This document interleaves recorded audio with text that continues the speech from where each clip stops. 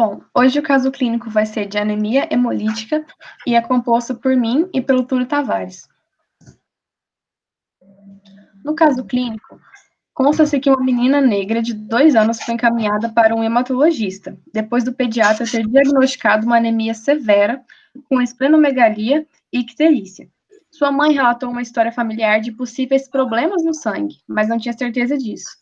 A eletroforese da hemoglobina foi normal. O hemograma completo revelou anemia normocítica e contagem de plaquetas e leucócitos normais. No esfregaço de sangue periférico foi verificado um grande número de eritrócitos, hemácias de aparência estranha, inclusive a presença de células em espículos. Foi atribuído, então, o diagnóstico de defeito da piruvato-sinase. No diagnóstico síndrome, a gente não percebe muitos sinais, mas a gente percebe sintomas presentes, como a esplenomegalia, que é caracterizada pelo aumento do baço, ficando além do tamanho normal. Esse órgão, que vai ser pertencente ao sistema linfático, ele vai ser responsável por filtrar o sangue e manter os glóbulos vermelhos, brancos e plaquetas saudáveis. Já na icterícia, a gente vai ter uma coloração amarela da pele e dos olhos e das mucosas. Os sintomas possíveis para esse quadro, a gente tem também a fadiga, tontura e a urina escura, também conhecido como colúria. Das síndromes presentes nesse caso clínico, a gente tem a síndrome astênica, que vai ser o nome dado à fraqueza, a síndrome vertiginosa, que vai ser o nome dado à tontura, e a principal, que são as síndromes ictéricas, que vai ser caracterizadas pela coloração amarela da pele das mucosas devido à acumulação de bilirrubina no organismo. Nessa foto aqui, a gente percebe um paciente com esse quadro. A gente vê também que ele tem uma coloração muito mais amarelada na cara dele, principalmente nos olhos. Isso vai ser muito mais facilmente detectado no exame físico. Das alterações laboratoriais. O hemograma revelou para a gente uma anemia normocítica. O que é isso? Significa que a hemoglobina ela vai ter o tamanho normal, ela não vai ser nem macrocítica, nem microcítica. Já a contagem de plaquetas e leucócitos também vai ser normal. O que vai constar alterado vai ser o esfregaço de sangue periférico, que vai constar que a hemácia ela vai ter uma aparência estranha, ela vai ter a presença de células em espículas. E também a gente vai ter níveis urinários elevados de bilirrubina, também conhecido como bilirrubinúria. Na eletroforese, ela vai constar como normal, porque a eletroforese da hemoglobina ela é dividida em 3 tipos. A1, que é a hemoglobina normal, a S, que é a falciforme, e a F, que é a fetal. Como o nosso paciente não apresenta anemia falciforme, nem hemoglobinas fetais, ele vai constar como normal na eletroforese da hemoglobina. As plaquetas e os leucócitos também vão ficar nos níveis normais de referência, e o VCM, que é o volume corpuscular médio, e o HCM, que é a hemoglobina corpuscular média, vai constar como valores normais, porque essa hemoglobina vai estar num tamanho normal, ela não vai ter um tamanho nem menor, nem maior, então isso não vai ser detectado nos exames. Nessa foto, a gente percebe que algumas dessas células estão em formas de espículas. Elas vão ter um formato irregular e vai ser uma das razões pelas quais essas hemácias elas vão ser destruídas precocemente no baço e gerar uma anemia. Então, a gente vai detectar de alteração também a reticulose, que tem os reticulócitos e o IPR, que é o índice de produção de reticulócitos aumentados, e também a bilirrubina total e indireta. Para a gente entender por que essa bilirrubina total e indireta está aumentada, a gente tem que entender um pouco do ciclo da bilirrubina. O que a hemoglobina é? Ela é formada pela globina, pelo grupo M, pelo ferro e pelas moléculas de oxigênio. O grupo M, ele vai ser usado para produzir a bilirrubina indireta. Primeiro ele vai se transformar em biliverdina e depois ele vai se transformar em bilirrubina indireta, que é uma substância insolúvel, ela é lipossolúvel e ela vai ser dificilmente solúvel no sangue, pelo caráter dela. Então, para poder ser transportada no sangue, ela vai se ligar à albumina, que é uma proteína hidrossolúvel, e ela vai ser transportada até o fígado, onde ela vai ser conjugada e, assim, transformada em uma substância hidrossolúvel. Aí ela vai ganhar o nome de bilirrubina direta. Depois disso, ela vai ser secretada para a bile, e da bile para o intestino e vai ser excretada para fora. O que acontece? Quando eu tenho uma destruição precoce das hemácias, eu vou ter mais matéria-prima para poder gerar o grupo M e a bilirrubina indireta. Quanto mais eu quebro essas hemácias, mais bilirrubina é formada e vai ficar num nível tão alto que ela vai ser excretada na urina, o que não é normal para nenhum paciente, porque normalmente a gente não excreta a bilirrubina na urina. Então, quando ela aparece, ela vai gerar a, a colúria, que é a urina em uma coloração mais escura, e as síndromes ictéricas, que vão ser caracterizadas pelo amarelo dos olhos e pelas mucosas. Isso vai gerar uma anemia hemolítica, pela quebra das hemácias, e também uma anemia normocítica. E ela pode ter diversas causas. Agora a gente vai entender o que causa essa anemia. Bom, dando continuidade aqui, né, nossa abordagem, vou falar agora sobre os aspectos fisiológicos da doença. Então, em primeiro lugar, deve ser ressaltado o fato de que há mais de um tipo de anemia hemolítica, mas toda anemia hemolítica ela vai ter em comum uma redução da sobrevida dos eritrócitos. Então, só para frisar, né, em condições normais, uma hemácia ela pode permanecer viva, né, por cerca de 110 até 120 dias. Já no caso da anemia hemolítica, essas hemácias elas ficam viáveis por um prazo menor que 100 dias.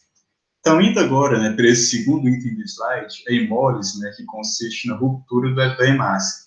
É importante a gente frisar que esse é um processo natural. Então, isso vai ocorrer principalmente no baço, né, em uma taxa que gira em torno de 0,5% ao dia dessas células.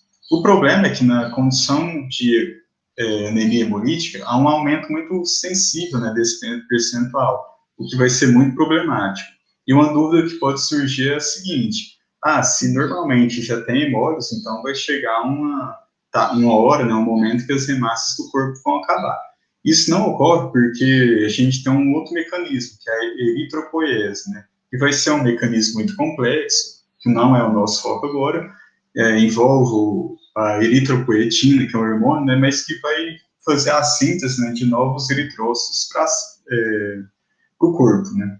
Então, assim, o grande problema da anemia hemolítica é em função dessa ruptura das hemácias, né, vai ocorrer uma superestimulação desse processo da eritropoiese. Então, isso vai gerar um aumento na produção e na liberação dos reticulócitos, que são uma espécie de célula imatura, né, como se fosse uma hemácia imatura, né, que ela vai sofrer modificações, né, vai perder o RNA, até que se torne uma hemácia funcional, ou seja, vai ter a reposição dessas hemácias que sofreram hemólise, só que isso às vezes não ocorre numa taxa tão eficaz, né. Então, aí no slide, na direita, a gente tem essa primeira célula, né, da direita é um reticulócito, né, então ele ainda tem um RNA, e já na esquerda uma hemácia, que perdeu o RNA. Então, assim, toda essa situação, né, de um superestímulo, né, um estímulo contínuo da eritropoiese, ela é problemática, porque vai estimular a medula óssea a agir, né, então ela vai agir de uma forma contínua, né, de uma forma patológica, para tentar reverter esse quadro de anemia. E para quem não conhece, né, a estrutura, né, do reticulócito, não foi mostrada aí ao lado, e só para a gente ter uma noção, né, na condição da normalidade, a porcentagem de reticulócitos que a gente tem no sangue vai girar em torno de 2%. Já na anemia hemolítica, né, os níveis eles aumentam sensivelmente, né? Então pode até dobrar, né, ficar em torno de 4% e em casos mais graves chegar até 10%. Então, aqui a gente tem um ponto importante para ser analisado.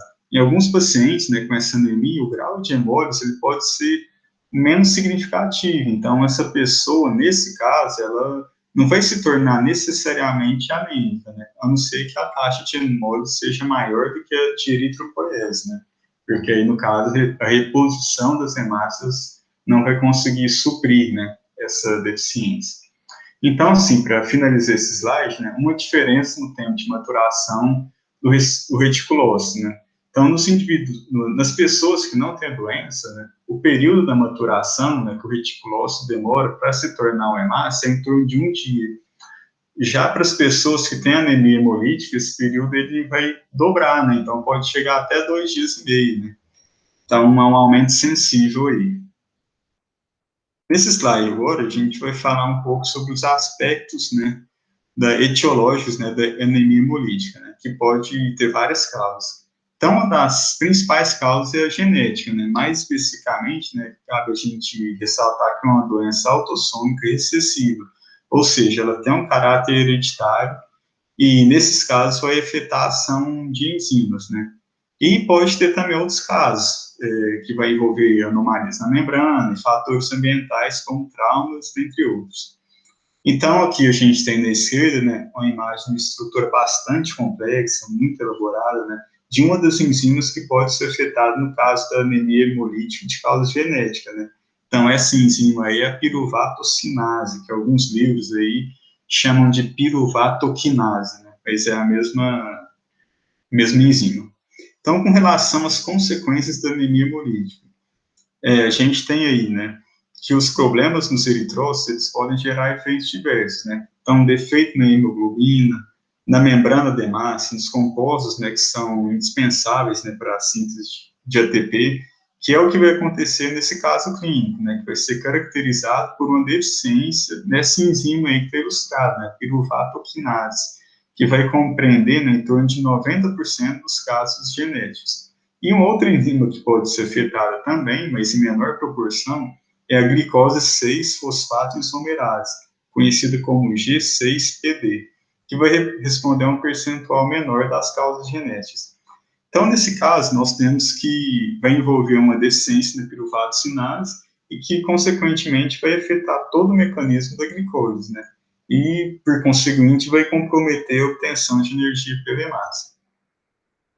Agora, nesse slide, uma informação muito importante é essa do primeiro tópico que está aí elencado, né? Que no metabolismo energético da hemácia, a maior parte da energia, em torno de 90%, né, que está indicado, ela é obtida por meio da oxidação da glicose a piruvato e lactato.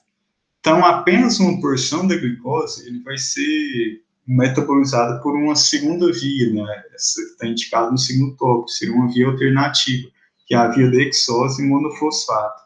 Então, assim, de posse dessa informação, a gente percebe que um problema que essa patologia afeta de forma muito acentuada o metabolismo energético da célula. Então, vai impedir a formação de ATP, que é a nossa principal moeda energética, né? E também impede a formação do piruvato.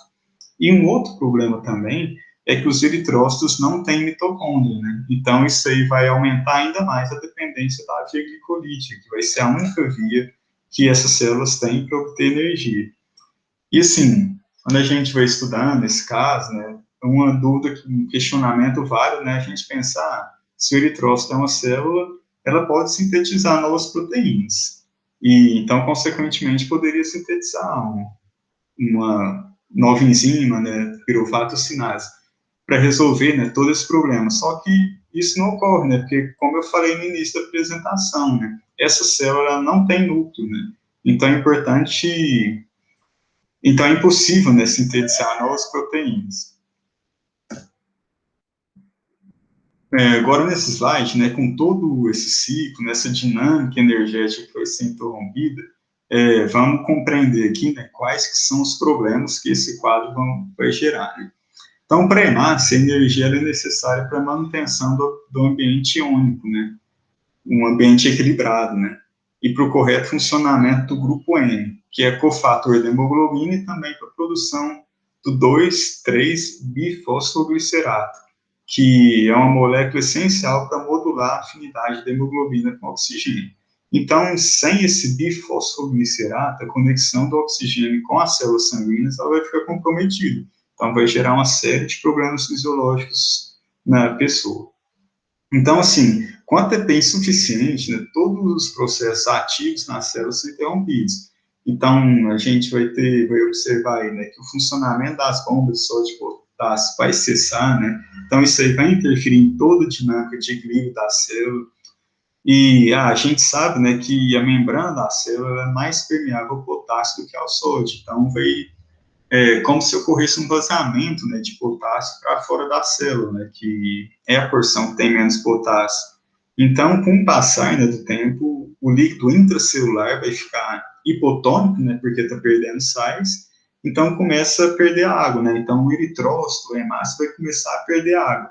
Então ele vai murchando, né, e a hemácia vai perder esse formato esférico, né, esse formato que é característico, né, que está até o fundo do nosso slide, né, como se fosse uma esfera com um formato discoide, na verdade, né? E então vai perder a funcionalidade dessa hemácia.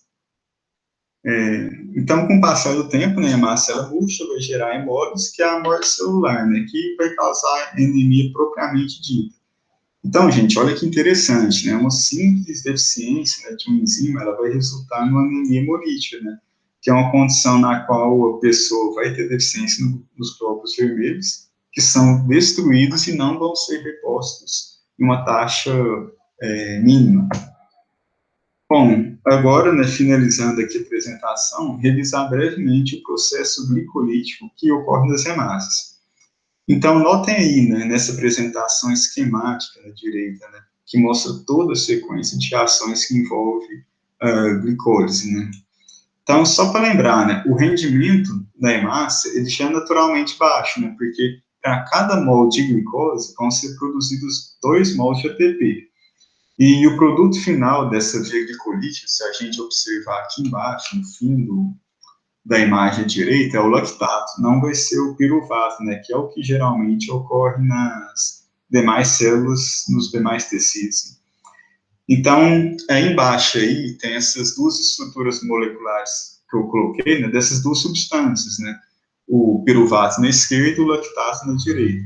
Então, notem aí, né, que elas são similares, mas elas são distintas. Então, tem indicado aí por um retângulo rosado, né, arroxeado, né, a diferença, né. O piruvato, ele vai ter um carbono com uma ligação dupla, né, com oxigênio, já o lactato não. Esse carbono correspondente, né, ele vai estar ligado a um hidrogênio, né, e a um hidroxilo. Então, essa diferença, né, de produto final vai ocorrer porque as hemácias, elas não têm mitocôndrios, né, elas são desprovidas também de mitocôndrios. Então, uma forma, né, que a hemácia encontra de regenerar o NAD+, é pela redução do piruvato a lactato. Então, todo esse conjunto que a gente está vendo aí vai ter como principal produto final o lactato, que depois vai ser enviado, né, transportado para o fígado. Né? Então, assim, se a gente olhar novamente esse esquema aí da direita, né, da via glicolítica, a gente, né, como eu mostrei, né, a piruvato-cinase ela vai atuar no final da sequência de reações. Aí talvez alguém pode pensar, a enzima atua só no final, então os processos iniciais eles vão continuar correndo normalmente. Esse é um raciocínio enganoso, né? Porque se a gente olhar essa cadeia de uma forma global, nós podemos notar que o produto de uma reação é o substrato da reação seguinte. Então, o que vai acontecer? Né? O comprometimento de uma reação vai afetar toda a cadeia. Então, para a gente assim, entender melhor, a gente pode fazer uma analogia com o motor de um carro. Né? Por exemplo, o motor pode estar funcionando normalmente, mas se, sei lá, de repente a bomba de combustível, algum mecanismo da injeção eletrônica não estiver funcionando, então afeta também todo o funcionamento desse motor, né? Que, na verdade, né, no nosso caso aqui, né, no nosso assunto, o nosso motor seria a via glicolítica, né, que vai produzir a nossa energia. Então, são mecanismos interligados, né, que eles devem estar todos funcionando corretamente para permitir que, no final do ciclo, a piruvato-cinase faça, né, a transferência do grupo fosfato para uma molécula de ADP, formando, né, tão importante ATP. Então, por fim, né, as hemácias defeituosas, elas vão ser removidas da circulação pelos macrófagos. Isso aí vai gerar um aumento daqueles reticulócitos circulantes, né, que a gente abordou aqui na apresentação. Então, com a progressão da doença, a possibilidade de correr uma hiperplasia da medula também, né, que nada mais é do que uma reação do corpo ao baixo número de hemácias, resultante desse elevado número de hemólises dos eritrócitos. Então, né, Por isso que é de extrema importância a observância e o acompanhamento dos pacientes que apresentam esse quadro, nesse diagnóstico, conforme foi relatado pela Giovana, a fim de evitar consequências mais graves. Então, a gente aproveita aqui para encerrar a apresentação, agradecer a professora Cláudia pelo aprendizado, né?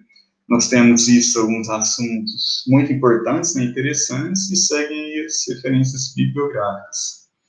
Isso aí.